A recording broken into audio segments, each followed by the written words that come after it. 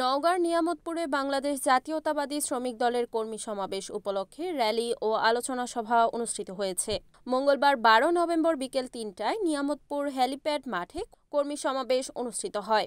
নিয়ামতপুর উপজেলা শ্রমিক দলের সভাপতি সেকেন্দার আলীর সভাপতিত্বে সভায় প্রধান অতিথি হিসেবে উপস্থিত ছিলেন নওগাঁ জেলা শ্রমিক দলের সভাপতি এম জিল্লুর রহমান।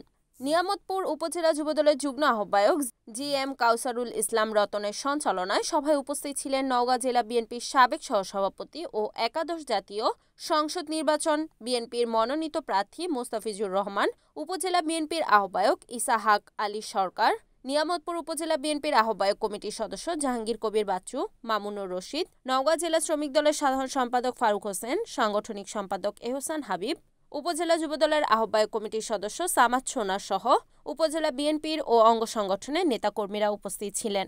আজকে র্যালির পরবর্তী আলোচনা সভার সংগ্রামী সভাপতি নিয়ামতপুর উপজেলা শ্রমিক দলের সংগ্রামী সভাপতি মোহাম্মদ সেকেন্দার আলী।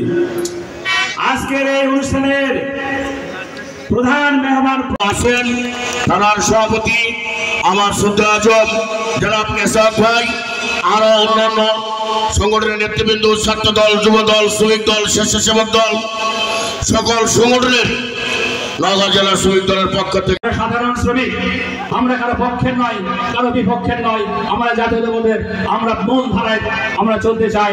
আমি এখানকার নেতাদের সাধারণ রিপোর্ট মোহাম্মদ ইমরান ইসলাম, NAN TV, নওগাঁ।